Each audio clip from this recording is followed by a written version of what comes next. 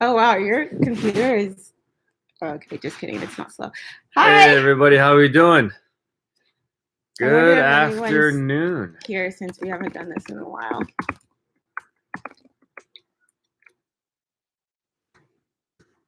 What are you typing? It's Kalu. Recently, kind of recently, last couple weeks, has been drinking out of his little cup, his little sippy cup. Has it been weeks? Maybe Like 2 a weeks. week? Yeah, maybe a week. Yeah. Yeah. And he's he's drinking more water than ever, and he's enjoying it. Yep. And okay. He's Now been he has going my through, water bottle. Yeah, he's like, all right, more water. He's been going obviously through more diapers Yeah. than usual. This makes sense. Hey, Philemon, how you doing? Good afternoon. So it's week 14 or something of the pandemic. Week 14, maybe, yeah. No idea. Week 14, 3.5 months. Yeah, let's talk about some real stuff today, I guys. gotta give it a little bit more time. Oh.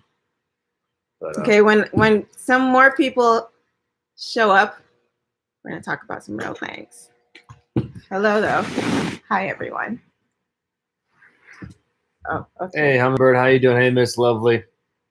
All right.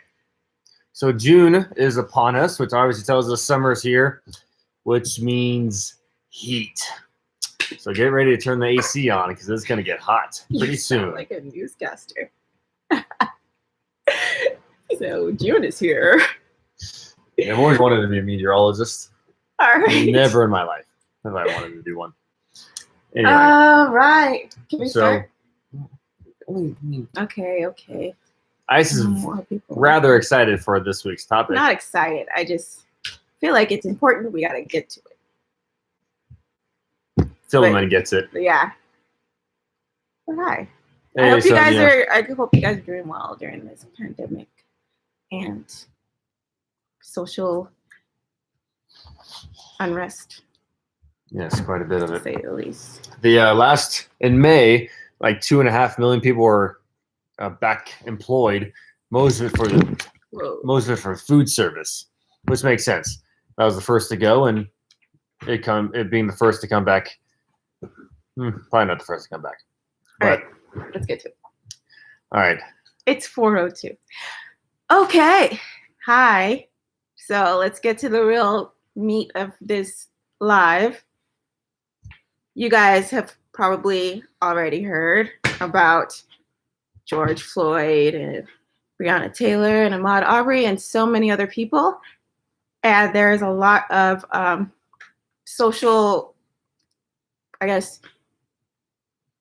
need for change that's going on right now. And it's like, it's not, police brutality is not increasing. I don't think it's increasing. I just think it's getting filmed more, which is great because that's like, without publicity and awareness, it's going to be hard to make changes. So, what do you have to say? Yeah, it turns out that Apple and Samsung and all those other phone manufacturers with cameras are, at this point, fundamental to our judicial system because without them, so many untold truths obviously wouldn't be told. And then now they can come to light in a completely non-biased way. The video shows what happened.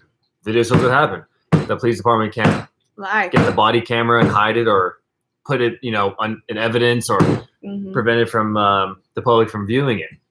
So the power is much more in our hands, and people are using it well, and it's a beautiful thing. So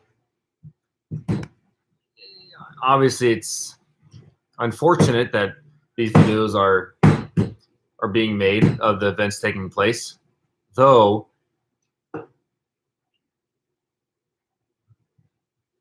The beautiful thing about a proper judicial system is that with the proper evidence, there's no way that the victim will go, what word?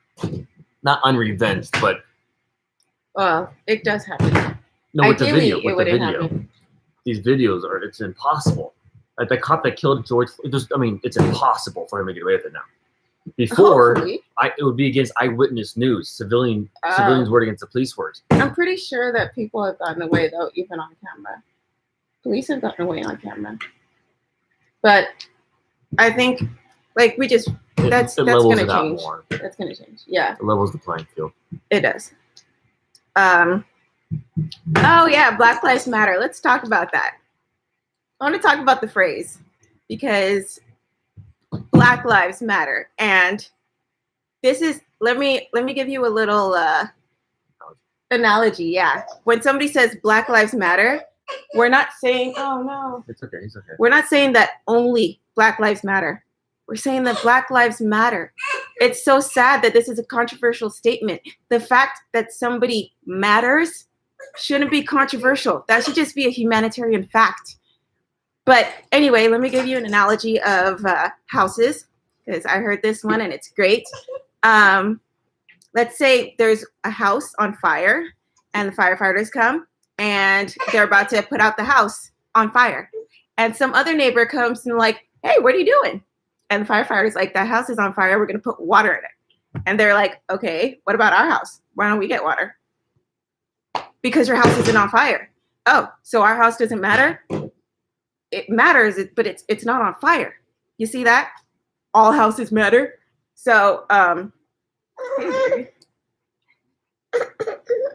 so when people say all lives matter in response to Black Lives Matter, it's because they want to.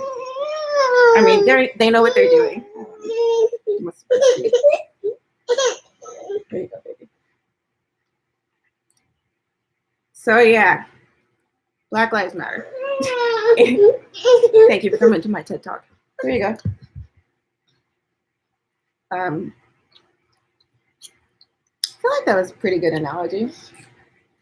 Yeah, it's like saying domestic abuse, right? Like you have a woman who got beat up by the husband, and there's a massive anti-domestic abuse movement, and then someone's like, well, like pet abuse, like, yeah, well, why don't we talk about pet abuse? Well, I mean, you can, but like you're taking away the moment. Like the moment here is that as of like this exact moment, the biggest injustice being done that was caught on film. It's undeniable.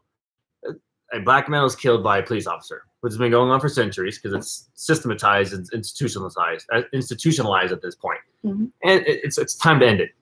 So don't change the context. The context is this exact issue.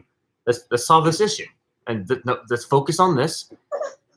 Yeah, of course, sure, we can talk about other things, but not now. Like now, we need to talk about police brutality and systemic and institutionalized racism and discrimination and prejudice and all of the roots it has in all parts of society, whether the courtroom, the police precincts, the mayor's office, the governor's office, the presidential, anything.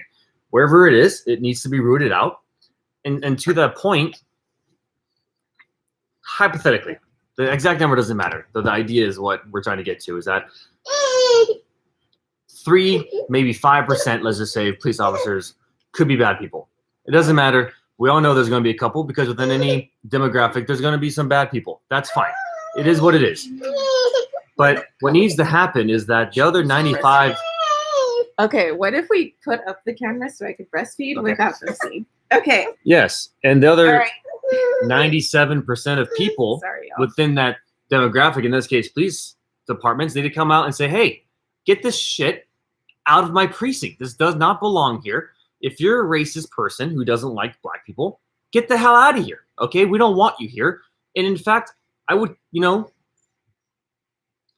being the police chief, I can't, the point is that they need to come together in solidarity and say, hey, we won't stand for it. We're going to take a public stand against it. Me, the police chief of my police precinct, if I even get a whiff of it, that person's out of here because it starts from them. The leaders of the leaders within any system are the ones that this responsibility falls upon. It's not the clerk. It's not the cashier register. It's not the police officer out in the field. It's the police chief. It's the attorney general. It's the judges. And it's their decision whether this will exist or will not exist until they come out and say, hey, If I get any of that in my system, in anywhere that I work, that I lead, you're out of here. I mean, I'll go for anybody.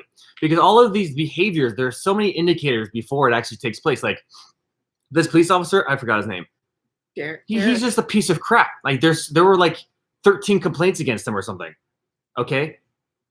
Like so many red flags took place before this guy killed George Floyd by essentially cutting off his blood flow to his, like, the point is that they need to come together publicly in front of everybody and make it known that this will not be allowed in my precinct, in my courtroom, in my country, in my state, wherever you are.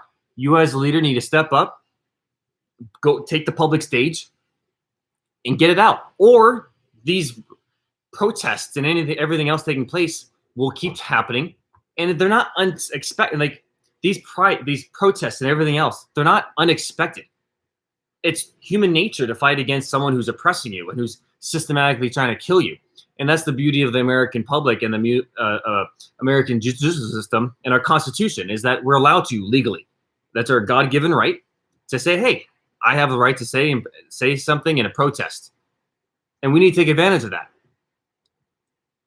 So I think the leaders in this country, a lot of them suck, a lot of them are weak, and a lot of them need to come together publicly, hand in hand, and say, hey, the change starts now.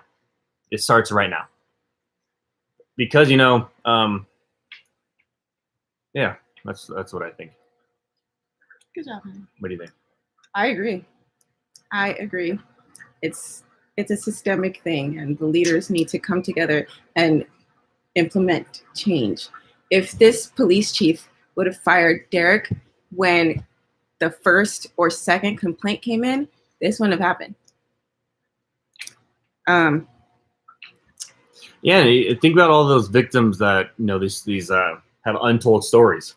Mm-hmm. It's very sad. Yeah, there should be.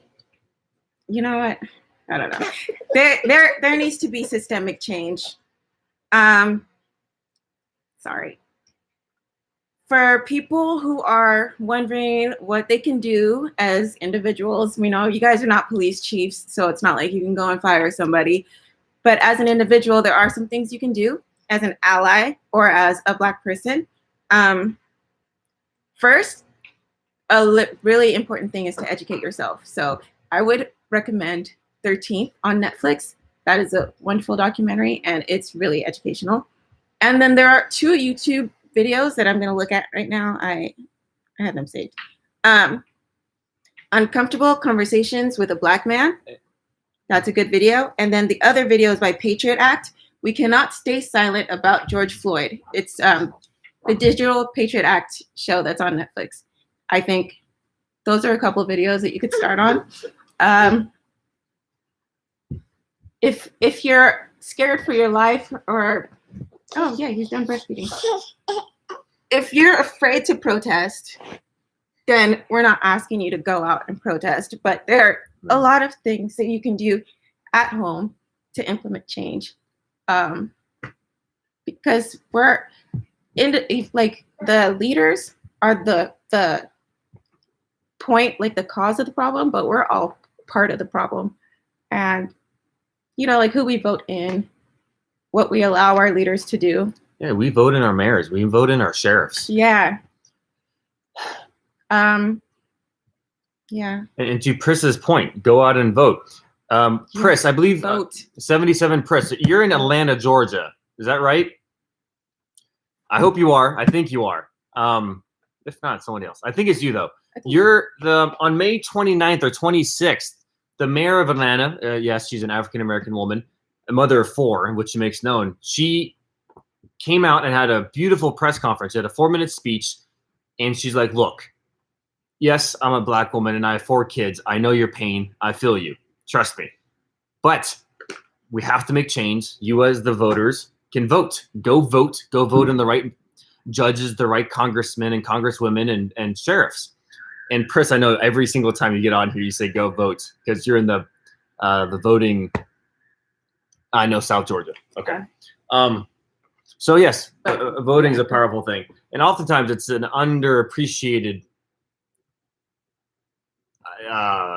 system that we have when it comes to voting. Yeah, I'm hoping more people are, with all of this coming to light, I'm hoping more people are going to vote. I mean, this is 2020, it's election year, so this is a very important year for voting. This is like, we can make this change so that we have leaders. You know, I'm not going to tell you who to vote for because you have to do like research to see, but we can vote in leaders that are not going to let this happen, or leaders who will be diligent in punishing this if it ever does happen. Cops do this because they think they're going to get away with it. There are cops who shoot and beat up Black people, and even if they're on video, they don't get arrested. Maybe they get moved to another precinct. This is the first time a cop has been arrested and charged within 24 hours of a situation like this. And I think it has something to do with the fact that it's in Minnesota, because Minnesota is kind of less racist, one of the lesser racist states. But yeah, they have a congresswoman named Imran Khan. Yeah, so really grateful that cop is taken in and getting charged. This doesn't usually happen, so this is a wonderful thing. Yeah, anything else about that? Yeah, these implications have far-reaching consequences, because if you have civilians in your country who don't feel comfortable being who they are just because they're born who they are, I mean, just for that sheer fact, I mean, that is in no way is good for them. It's not good for the community. It's not good for the country. And it's definitely not good for the police. I mean, it's not good for anybody. Like, there's no point that it's good. Like, there's not really there's like not a single positive. Like, keeping people down is not cool, and it's not good. It makes you weak. It makes you as an individual who is oppressing people. You're a weak individual who's insecure and who needs lots of help, or just death, maybe. Who knows? And the person being held down, I mean, that's just not cool. For one. Two is that they're not even allowed to live out to even half of their potential, or whatever it may be, because they're probably live in fear. They have it. So the point is that there's in no way is this good for anybody, the victim or the perpetrator. And it's definitely not good it being against the ideals of an American.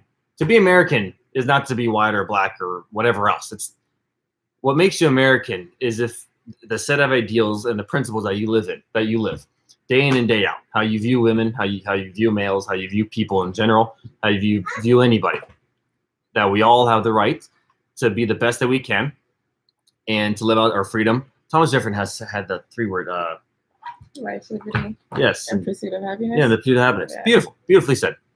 So, ideally. Yeah. Though lots of time, time, you'd think that this is the time to make an actual permanent change. And I hope it takes place. Yeah. Because if it doesn't, it's just going to keep happening over and over again. And to live in this perpetual cycle, it's time to move on. Exactly. What happened to liberty and justice for all? What happened to liberty and justice for all? Right now, we're living in a country that's liberty and justice for some. So this is not what America is supposed to be. America said liberty and justice for all, and we need to change it so that it is for all. Actually, Irasema, it's sad that you have to deal with this in the middle of a pandemic. Mm-hmm. I would say that, in fact, if this was ever to happen, it happening during the pandemic is actually a blessing, because there's already underlining tension that, hey, I'm unemployed, it's hot, and I'm stuck at home all day. And now my fellow my George Floyd is brutally killed by a white police officer, which has been going on forever.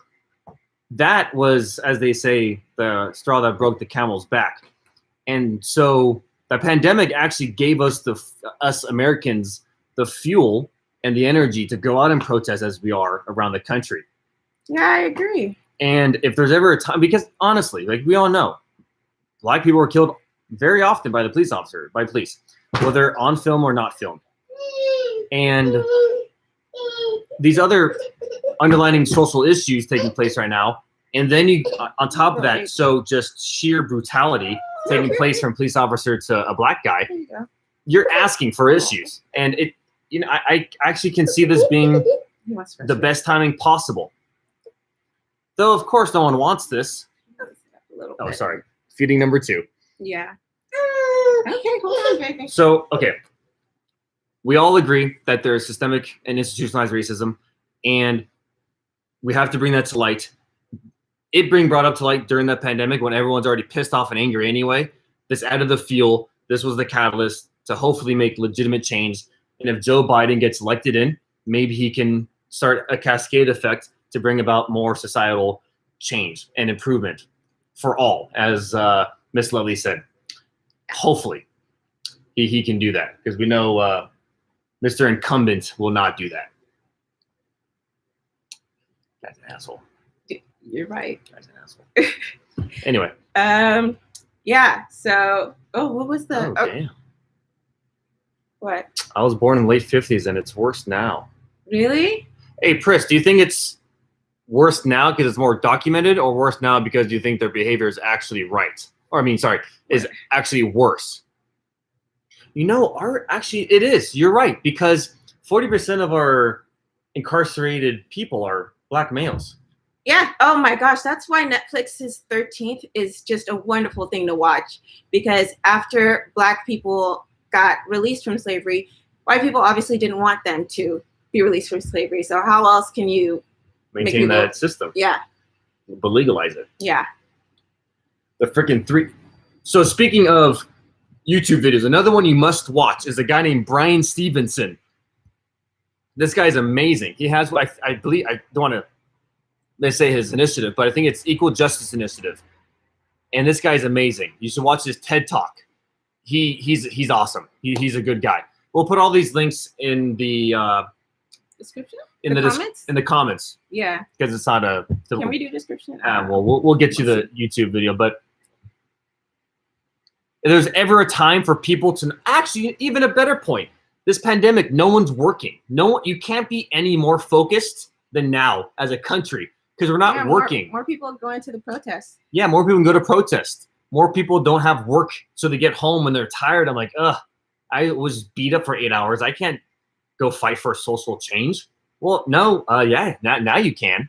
And it's only going to get harder, which makes people more angry, which means that, hey, change better come quickly, or there's going to be worse stuff going on. Yeah, really hoping that it'll make this more like another civil rights movement kind of thing, because more people are involved this time. It's bigger. I don't know if it's just me, but it's more this time. Feels bigger. I think partly because of yes, getting shot down is awful, but having a knee to the back of your neck for 8 minutes and being choked to death, as people were saying, hey, help the guy. Like, that's like particularly brutal. Yeah. And you get you heard him. You heard his despair, and you heard. And it was very intentional. You're not kneeling for 8.5 minutes on accident. You have to. That's a very uncomfortable position, and you have to want someone dead to do that. So there's no he might have accidentally killed him. Nope. That was on purpose. He knew what he was going to do, and he wanted to do it. No doubt. Yeah. And those other 3 police officers, yes, 2 of them might have been trainees. What, do they not have a brain? Do they not have fucking... Oh. Do they not have ears and eyes? Can you not? Do you not have any empathy? Are you emotionally deft? Don't give me that trainee crap. You're a human being. Mm-hmm. Wake up. We can't say, we're just following orders. Like, no. You know, I guarantee you. Let's flip the script. If blonde, let's make this super stereotypical. If blonde white women were being targeted by the police, you know how many congressmen would be out in the streets? Or sorry. Do you know how there'd be true social outrage if the blonde white woman was to be targeted by anybody, let alone the police? So that's how you know that there is the social system is not in any way level. Mm-hmm. Bullshit. I think somebody asked a question. Sorry, we're going through the comments Yeah.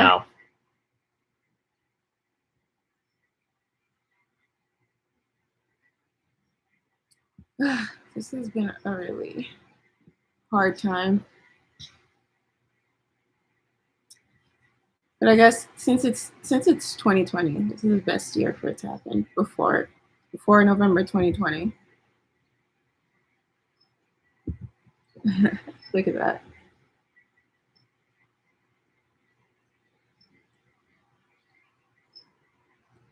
Trump National Guard. Is that the one where he acted like he had to go to a church or something? Is that one? Right? No, he was saying how the National Guard needs to go out and quell all of these protests and riots and stuff. That would be straight up like a civil National war. Guard. No, we have the National Guard is already deployed. Oh. The worst thing would have been the military. That's crazy. The National Guard, that's like the National Guard are going out there against people. Against Americans. Specifically those rioting and looting. Okay, they're not gonna differentiate between protesters and rioters. Well, if we did they're gonna get everyone. And the thing is that in these environments, people are very reactive and emotional, and that gets the best of them. And to introduce another factor like the National Guard, he's just gonna make it worse. American spirit as just civilians is to fight tyranny or to fight like we're being oppressed systemically, which is why we have the Second Amendment, is so we as the people can have guns. And that goes for everybody. Me and Aisa, every single human being should have the right in America has the right to have a gun. Yeah. But not every human being in like practicality can have a gun, because some people with guns are treated differently than other people with guns. Exactly. And someone extremely close to me says it best. A free person is a person with a gun. So, and that goes for civilians. I don't know if any one of you are. The point isn't again the Second Amendment. The point is that no, deploying the military and National Guard is only going to infuriate us more. Yeah, that's a horrible thing. That's starting a civil war. Okay, it's not going to start a civil war. It's extreme, but that's against your own people. Yes, yeah. I know. It's so. Why didn't I know that he did that? Well, I think the governors actually have the right to deploy the National Guard in their country, in their own state. Oh, because they didn't do it here. Yeah, that's a state-regulated affair. It's not federal. I guess that's why I didn't know that. Yeah, you don't watch the video, King. It's. Oh. It's. Yeah, don't watch the video. Yeah, yeah. Cook with the right. Hey, Cook. What? Oh, sorry, we didn't email you back. Cook? She emailed us. She emailed us on Wednesday. Oh, I didn't see that. Yeah, because obviously this whole situation. It's a Cook with the right. It's too deep of a topic to go into, but the purpose of the Second Amendment is so we can avoid a tyrannical government. And the only reason I connected the two was that by deploying the National Guard will only make us feel more defensive, like they're trying to control us more. I don't really want to get into that topic. That's a little too deep. Yeah. In DC, our mayor didn't have control of the National Guard. Yeah? The president have control? Who were the people DC's not a state. It's the president needed to go to a church. Who are those people? Those are protesters. No, who are the people the Secret Service. That was the Secret Service? Yeah, from my understanding. So he could. Okay. That Bible photo op was stupid. He held the Bible upside down. And somebody was like, "Is that your Bible?" And he's like, "It's a Bible." Yeah. He made the priest leave. This is okay. Yeah, he's something else. Point is that as Chris says, literally every week that we're on here, that she's on here, voting is in all of our hands. We can all vote. That's one of the ways we can do it. Also, as Isa was saying, obviously, if you see a police person or anybody in power and position of authority doing something wrong, probably not wise to go in there and physically confront them. Just videotape it, because not only will you not interrupting them, by you not interrupting them, they'll actually fulfill their act, which will get them in more trouble. And two is that you'll have the evidence of their misconduct. Yeah, and of course, like, scream and tell them, like, stop it. You're on camera, to, you know, hopefully stop the situation, maybe save somebody's life. But you can't go in there forcefully, because they will, I mean, if they're about to kill somebody, they're going to kill you too. So unfortunately, the best we can do is film and yell. But it's very important, because things are going viral now, and filming actually does a lot. You know, I don't know why. So police brutality has been going on for centuries, really, but more specifically decades post-slavery. So like a century now. More than a century. Wow, Yeah, more forever. than a century. 2 centuries.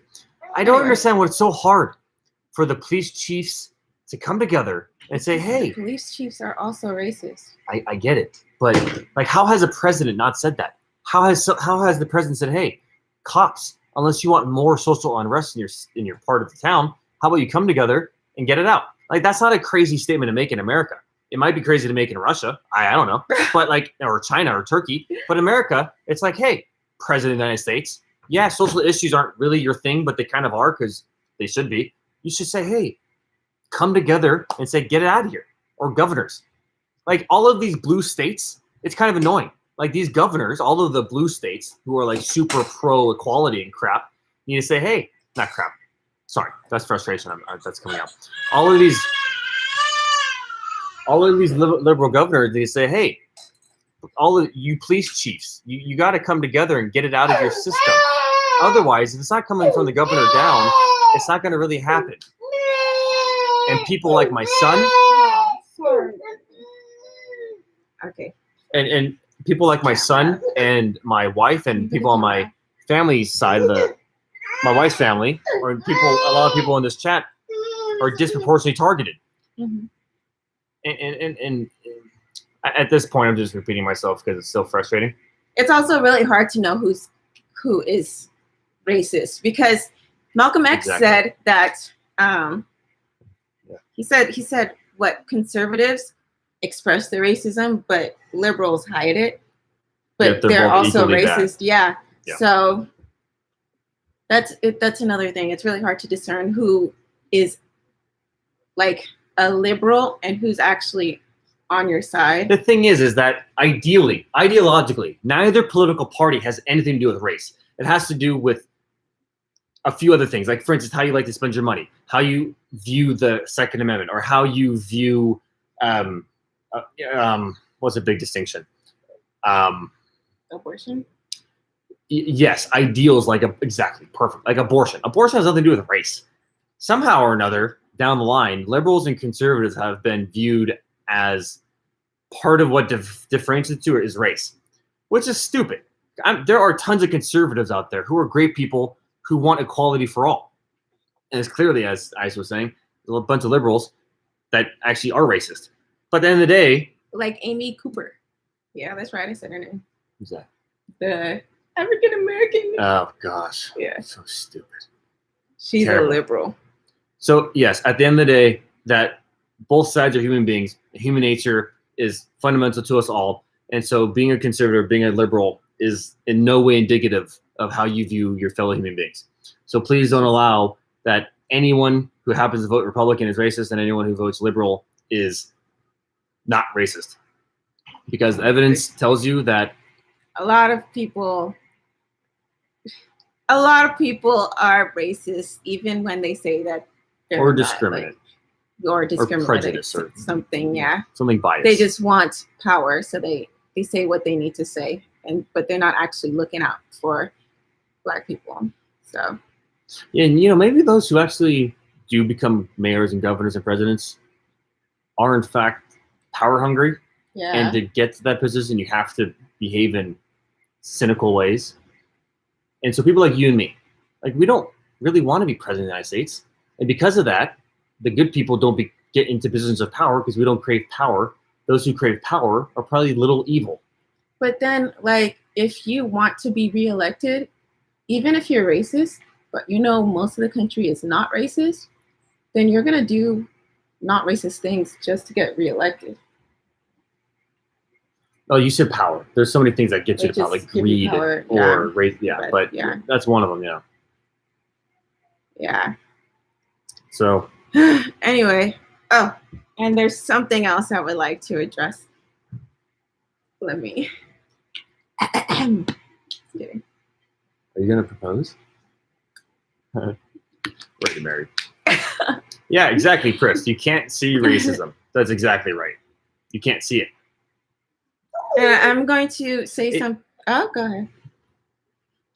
So yes, Aisa and I had this discussion the other day. Racism is the easiest way to target somebody visually, because visual data coming in is about 80% of the data coming into your brain.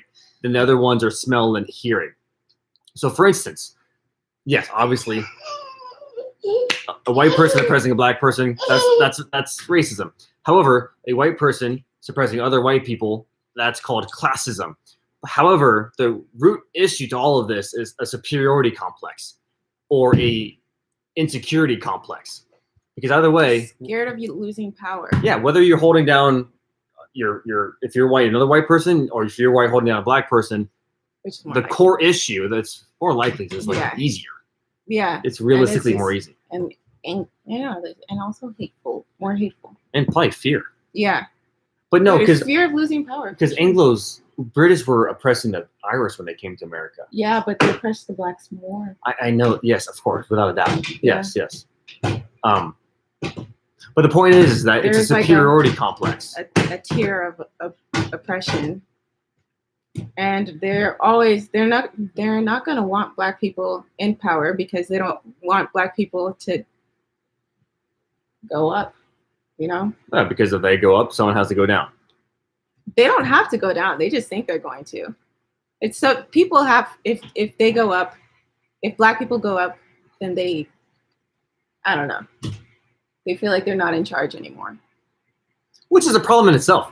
How about this? How about you go home, read a book, and control your own life? Yeah. You don't need to control somebody else's life for you to get off or for you to be happy. How about you control your life? Go freaking go grow some plants. Control the life growth of your plant. Don't be a politician. Just go and garden or something. Yeah, you don't have to control other human beings. Like, it's annoying. No one likes to be controlled, and you just come off as a jerk. And you trying to be a control freak is very obvious. Okay, yeah. It has very serious negative consequences. So just go home and leave everybody else alone, or go to another country that allows that autocracy or tyrannical behavior. But it doesn't exist in this country, and it has to get out of here. Yeah, just leave. Okay, this should be a this country should be based off of meritocracy. Okay, which is obviously merit, which is based off of value, the value you bring to any system. If you're an intellectual, then you are the smartest person in the room who can solve the problem. Awesome, you belong there regardless of who you are. But you also have to take into account the systemic racism that's been causing black people to not be able to have 100%. As much education or 100%. We're actually the only country, from my understanding, the only country to have been founded with slavery at the very beginning. Yeah. So it is literally in the fabric of how we think and feel as a society, whether you're the perpetrator or the victim. It's always been here as the people who, colonized the country. Native Americans did not. Yeah, they had like POWs, right? Prisoners of war, but they didn't have slaves like we did to any extent. Yeah. Anyway. Yeah, so another thing that I want to talk about since we're talking about race is something that is always bothering me. I get a lot of messages from black women, black queens, asking me how to find a white guy. And it bothers me so much because you should not be looking for a white guy. You should maybe be looking for love, but don't pedestal another race so much that you're like, I'm not going to date my own race. Will he was pretty persistent, and he persuaded me that love has no color. But I wasn't looking for him. I wasn't looking for a white guy. I actually wasn't looking for anybody. But especially not a white guy. Not especially not. But the point is, I hate when people tell me that. This is White people are not superior. You shouldn't be looking for a white guy. The person you end up loving is superior. And that might be a black guy. That might be Hispanic. That might be Asian. Okay? But don't go around looking for white people because you think they're superior. They're not. You might end up settling for a horrible person just because they're white and you think you scored. No. Don't do that. Don't message me asking me how to get a white guy because I'll just message you back like, I don't know, something angry. But it pisses me off. It's self-hate. It really is. Like, why do you want to be with somebody so opposite so bad? You know? Be with who you love, but don't go around looking for a white because you don't like black people. A white. You know what I mean? I'm saying that because it's the same for black guys. Black guys going around looking for white girls, like White women. White women. Women. Okay. If black men go out looking for white women just because they're white, that's self-hate. Black women go out looking for white men just because they're white, that is self-hate. You go and you love who you love because love has no color. Will didn't like me because I was black. He just liked me because I was me. And Will, I'm not gonna lie, I was more into black guys. Will is the one who opened my eyes and showed me that love has no color, and it doesn't. You shouldn't confine yourself to a single race. Love who you love, and don't hate yourself. Love who you love, and do not hate yourself. There we go. It's my message. And I would add to that is that you have to build each other up. A lot of I was on the track and field team at UCLA. I threw discus, so I was one of the big guys. I was friends with a lot of the track athletes, and a lot of them are African American. A lot of them are black guys, and a lot of them are now posting a bunch of Instagram photos saying, "Hey, I'm a black man, and it's time that we stop tearing each other down and we start building each other up." Because at the end of the day, as we just talked about, the system is against you, and who else is going to protect you? Yeah, obviously, we all should be protecting each other. But the brutal reality is that black men need to build each other up, black women need to build each other up, and the black community needs to stay strong and build each other up. All of these internal disputes are weakening you because if you were to view it like this, a system was developed. I mean, it's completely screwed up. Though a system was created that to keep the African Americans within this bubble and poverty really and impoverished and just low quality of life. And within that little circle that they created, internal disputes take place. And if those internal disputes keep taking place, that doesn't allow you to either break the bubble, for you to get out of the bubble, or for you to somehow improve whatever is inside. The only way you can get stronger is if the community itself gets stronger. So don't go around graffitiing houses or breaking windows or peeing on your porch. Don't do those things because that is a reflection of who you are internally and the reflection of the community that you're in. Y'all have just saying a lot people from every race was doing that, but yeah, of course, absolutely. Though we especially don't want black people doing that because we want to be together. Yes, like educate, like talk to each other, like be friends to each other, help each other grow. Because only in that way can you actually have any chance to break out of the system. Of course, the whole system outside of it needs the help. But the only thing you can control is yourself. And if you can control yourself and little by little help control the environment around you and by improving it, can you start improving it foundationally? Because honestly, let's just say that hypothetically, every white person in the country was like, yeah, let's liberate the black person from this terrible system. The black person, the black Americans have to be ready for that and have to be aware when that change will take place. And if to take most advantage of it, there needs to be solidarity and strength within. Solidarity, right? Yes. Like, who cares if you have straight hair or natural black hair? Like, that at the end of the day, it doesn't matter. You have to educate yourselves. You have to be happy. You have to love yourself. And don't allow white media to make you feel inferior. It's the last thing you need. In fact, probably turn off Instagram. Probably just turn anything that's negative off in your life. And it's shitty. It's crappy that this takes place. Yes, we all understand. However, you have to believe that the future is going to be better, and it starts today. And I do hope it gets better. I hope I explained that well because I don't feel like I did. I think you explained sure? that well. Yeah. Like, in all, the Black community needs to build each other up. You can't go around, well, from what I was saying, you can't go around asking, how can I date a white guy? How can I date a black woman? I mean, a white woman or whatever. That is self-hate, and it's, it's intentionally breaking down your community. And I'm all for love. That's why I'm saying date who you love, but you shouldn't like stop dating Black people because of this false narrative that white people are superior, because they're not. Whoever you love is who you're gonna love, and that person might be Black, and that will be your Black king. Don't go looking out for a white person if who you love is a Black king. Okay, this guy's my king over here, but it has nothing to do with his race. I'm a peasant. She's the queen, and I. But yeah. Somebody said, how will both of you guys prepare Kalu for interaction with police? Unfortunately, we're going to have to give him the Black boy talk. You guys all, I don't know if you all know what it is, but it's that is that one right here. The police will see Kalu as Black. They don't care if he's half white. They'll treat him the way they treat Black people.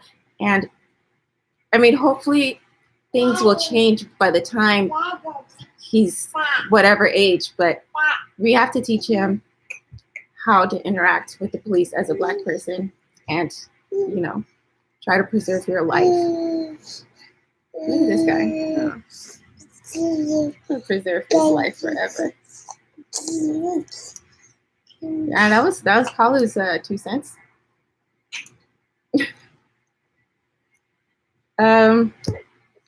Yeah.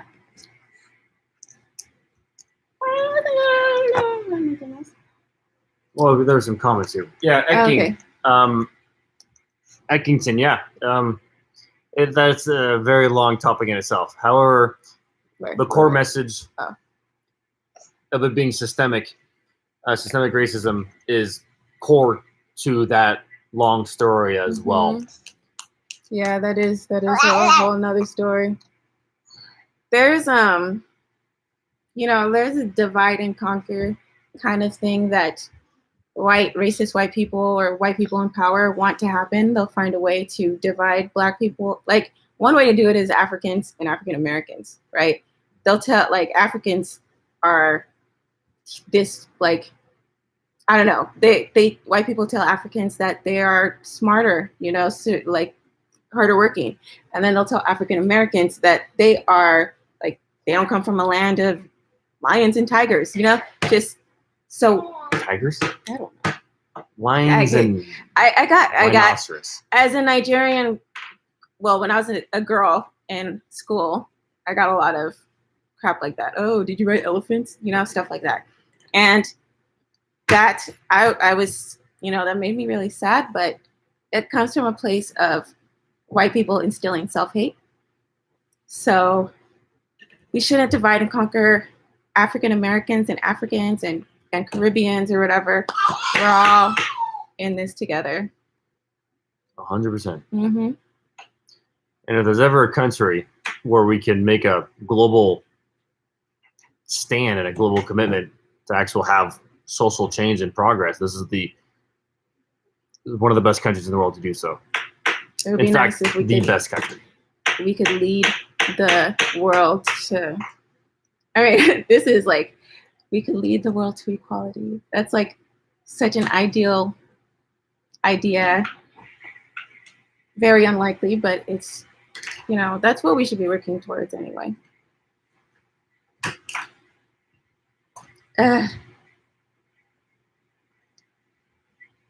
Oh, Cook with Rio got that in school too. I think that is changing though, fortunately, because I don't know. I don't think that Black people, Black Americans and Black Africans are like fighting as much anymore. I think we're all starting to realize, like, oh, we're in this together. We're we're one people and we need to build each other up. Like they get this internal strife. They don't see the bigger picture. I think that's just like if they were to realize that they were put like they are fortunately like born into the system, like whoa, like if they were to be meta for a moment, like wow, like these feelings and these problems that we live are fictitious, they're artificial, they're actually forced upon us. Mm-hmm. If you were to have that mentality, I think that would change the way you go about treating your other people in your community. Maybe. I think so. I don't know. Yeah. Equality will happen if the races are mixed. I can't agree with that because police. We didn't show that, Isa. We didn't show that. No, it's this one right here. If okay, Kimbo. Yes, genetically mixing will minimize how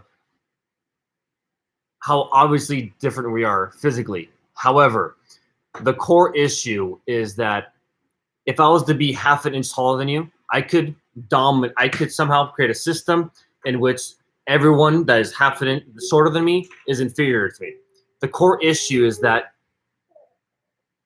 thinking that one thing or another is superior is the core issue. I could have brown eyes, and anyone with blue eyes needs to go to the fields and, break up some coal. Everyone with hazel eyes. The point is that human beings' nature is to find anything that empowers themselves. And there's humongous genetic diversity in the world. And so not everyone's going to be genetically identical, or else we'll be living in like some robotic, boring world. The core issue is human nature to divide and to conquer and to maintain power and control. So yes, mixing of the races is wonderful for genetics. Like to have two very genetically different parents come together and make a baby. That baby has great genes now because of how different they are. But more fundamental than that is the mentality that you have consciously and subconsciously developed to put out into the world to say, hey, I need to feel in control. I need to be in power. Who can I make worse than me? Artificially, of course, but who can I make worse than me? That is what we have to control. Because, like, for instance, a great thing is that if we were invaded by aliens tomorrow, within a moment, we would all come together as a globe and say, hey, these aliens are going to kill them. But the moment they're gone, we're going to go back to our internal bickering, internal strife, because all of a sudden, I don't know, what sin has caused us to do and think like this. So there's something more fundamental than having the races mixed, which will solve this problem, because it won't. Also, being in an interracial relationship doesn't mean you're not racist. There are people there are Black people who are with white people who still hate Black people. They might even say like the person they're with is the exception, or they still have this like underlying racism in the way that they think, So interracial relationships not going to end racism. Education can help, but you said Africans, Asians, and other races from outside the U.S. don't think very kindly of American Blacks. That because of the media. You're exactly right. I think it's been getting better, but yeah, the media likes to show Black Americans as inferior, and unfortunately, in other countries, what we see of America is what's going to be on TV and movies. So, I don't know. I guess the thing about that would be changing the media, like what is represented, how Black Americans are represented, so that Africans and Asians don't come here thinking like that Black people are the kind of people they see in the movies. But yeah, that's another way that's another divide and conquer type thing. If Africans came to America and realized that Black people are not they're like Black people are not inferior, then that would be wonderful. It would be wonderful. And I think Black people are getting more into the media anyway. So like, so the more Black people have positive representation in the media, the more other countries are going to see Black people in America in a positive light. So when Africans or Asians or anybody comes to the U.S., they're not going to be, they won't think as bad of Black people. So, Kimbo, yes, if I may, before Kimbo, we respond. Tahisha, yes, thank you for going through all that effort. She had to create a new account just to chat with us. Oh my gosh, thank you. Thank you, Tahisha. She's from LA too. So, Phila cool. Angelino. Well, real briefly, Kalu's full name is Akaluzie Chukwu, which means don't judge God. It's an Igbo name, I-B-O, Igbo, Nigerian. And that's what it means. It's a freaking dope name, awesome name. Akaluzie Chukwu and Kalu are awesome names. Yeah. So that's what it is. And Kimbo, yes, we would physically become more and more similar. Yes. Though, if that becomes the same, they'll find something else to target you. Not you, but someone, and hold that someone down. So there's always going to be something, which is the part that needs to be identified and fixed. And mixed people often look one race or the other. Like, I don't know if you guys have heard of those twins. They're these mixed twins. Their mom is Jamaican and their dad is white. And one of them looks just straight white and the other one looks brown. So mixing isn't, it's not everybody's going to come out, caramel. So Ekin, yes, that's another good point, is that African Americans, the Black people in America who aren't from Africa, are little by little identifying with their African roots and their African heritage. That's absolutely true, which is a beautiful thing, because identity and culture and traditions are important for you to be grounded in something, and for you to not have that growing up, besides negativity and being told that whatever, is not healthy. And so, yes, for them to look back to Africa and say, hey, wow, there's a lot of cool stuff going on over there. It's way better than what I thought or what I heard. Let's check it out. Yeah, that's a beautiful thing.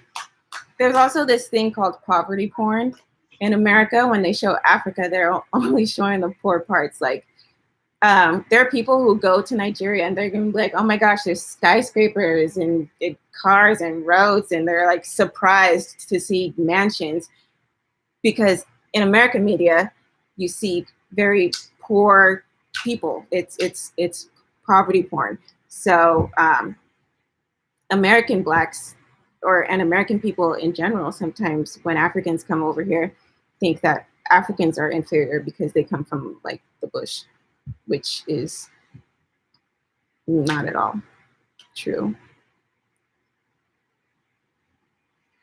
Poverty porn. Yeah, it's actually a thing. Yeah, when they show India, you just see those. Yeah. You see it. They'll never show you the good parts. They don't even say we're in Africa. They just say Africa. Like, African kids. Like it's a country. Like or a small continent. Yeah, right. Which it's definitely not. It's the largest. Oh, it's the second largest. Yeah. I think Asia's bigger. Mm-hmm. And is it? I don't know which one. No, actually, Africa's larger. Africa's just really big, though.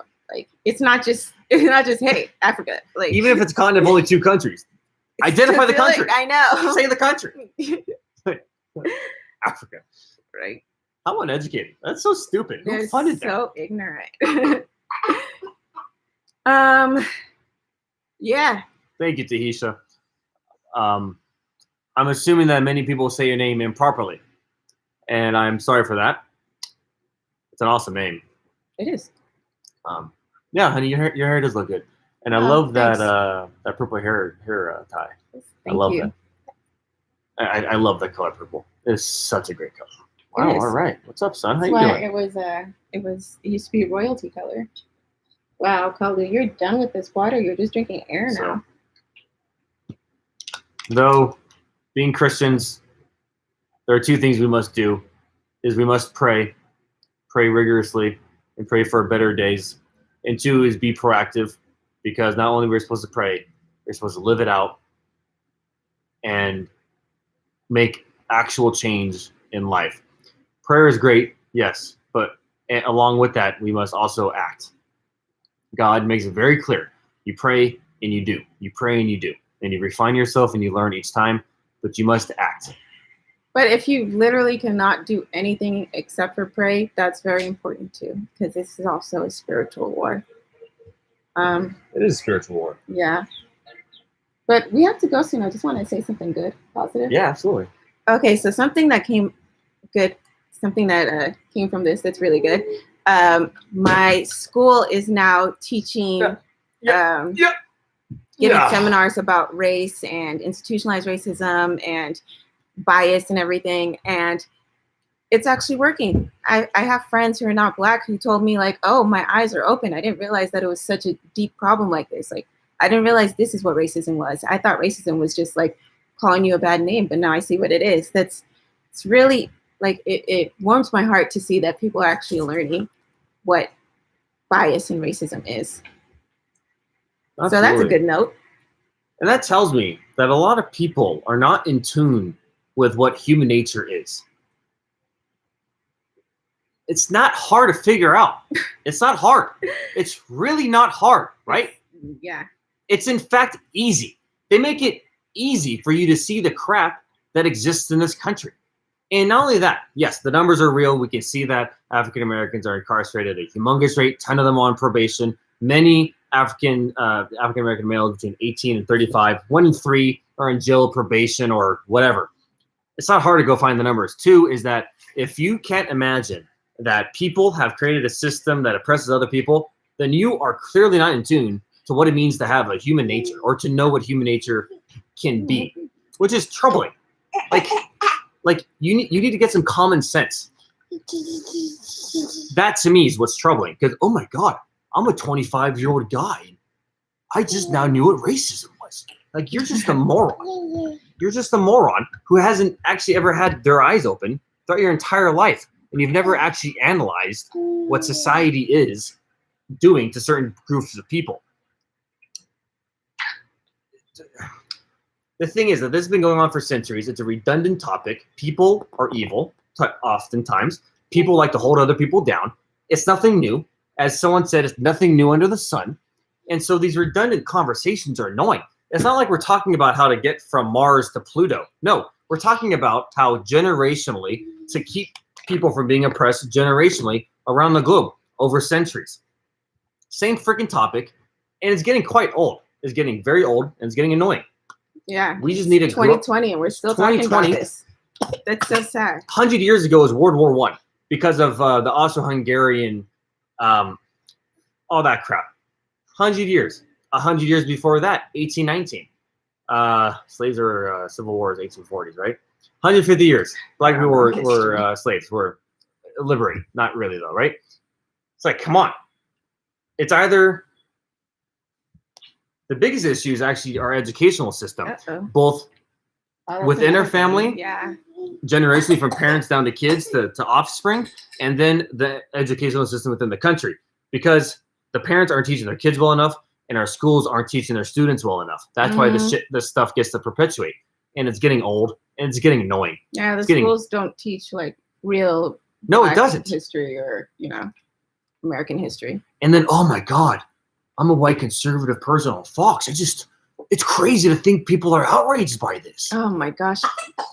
Get started with Fox. Get off the news, you idiot. But yeah, people need to just read books. You would think it's 2020. We're over here talking about, we should be talking about flying cars and teleportation, but here we are talking about race. It's like an ant colony. Ant colonies, for what it is, they're like amazing.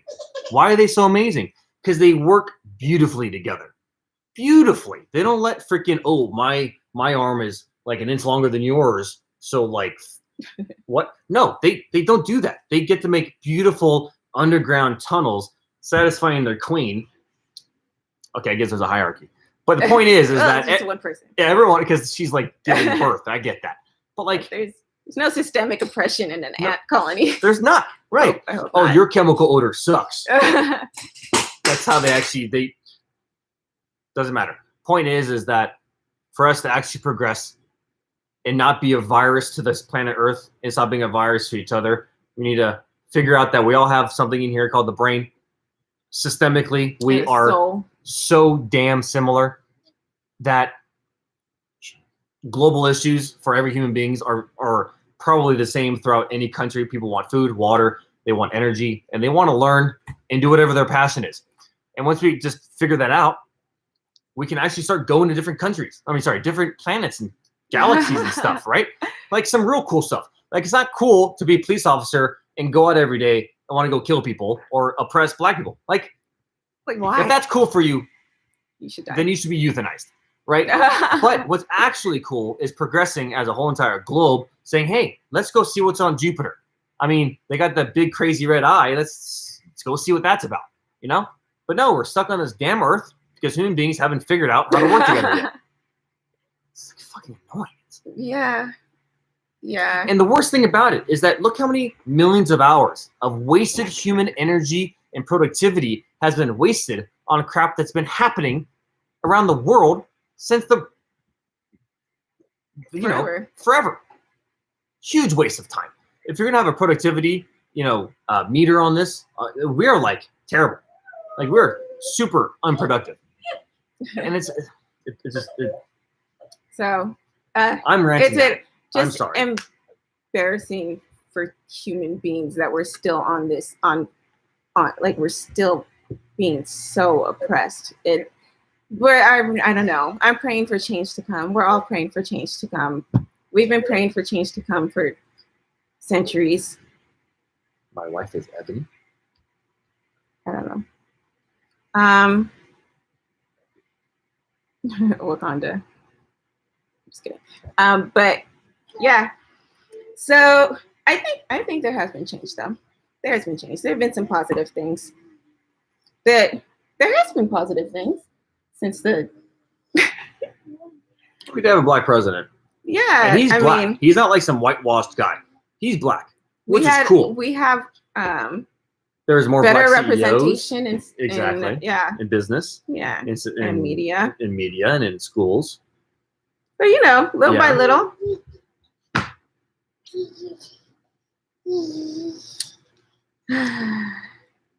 Isn't he worth fighting for? Don't you want to fight for this guy? Yeah. Why does he deserve to go to jail? He does. He shouldn't be in a world of systemic racism. He doesn't. He just wants to drink his water. Mm-hmm. Yep. All right. Well, my personal rant's over. I got it out. And this is the first time we've actually ever dove into this topic. It's very obvious why, because of George Floyd and the other victims, both named and unnamed. Mm-hmm. So you have a much better idea who we are, what our principles are, what our values are, what our beliefs are. And let's not talk about Candace Owens. Let's just. Who's Candace Owens?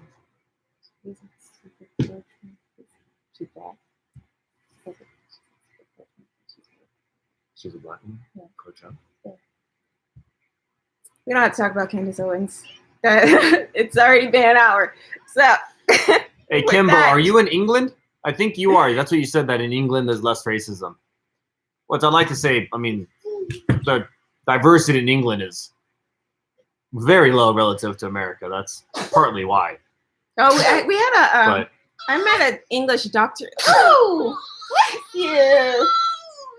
I met an English doctor who said that racism in England is really bad. And he was white. Remember him? British. Candace Owens. Oh, baby. Hey, honestly. Will's never heard about Candace Owens. Not only that, yes. She's an African-American woman. She's a black woman who pro-Trump. Look. Hey, we don't have to talk about Candace. No, I was going to say, that's what makes America great. Is that awesome? If that's your belief system, then okay. Yeah, believe what you want to believe.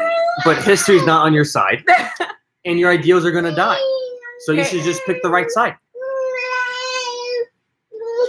Oh. It's like the people who fly the Confederate flag. It's like, you lost the war. Like, move on with life. We gotta go. Burn your statues because your generals died and they lost. Take down the Confederate crap. You want boob? Like, you're in America. You're not in, like, the South Confederacy. That's what I don't get. Like, why is General... Okay. Rant over. Let's I'm gonna breastfeed. I'm breastfeed you when we Awesome. finish. Well, Kimbo. Baby, I love you. And well, he's not in a good mood all of a sudden. Here, I'll film him. Okay.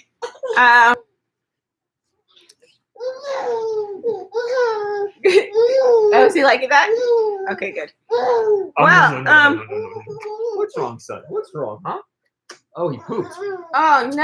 yeah, he pooped Okay, through his stuff. gotta change him. Oh, wow. All right. Oh, All right. time to get changed. And on that note, don't everybody, forget to like, comment, and subscribe. It's been an absolute pleasure. I hope that even if a nugget of truth or a nugget of insight It's okay. I got you. was what you're able to get, then awesome. It's okay. We'll get It's you. a very serious topic, and yes, 1 hour doesn't do it justice.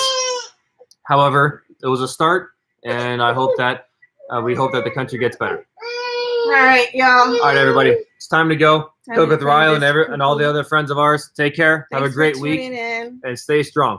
Bye. Bye. Mwah. Mwah.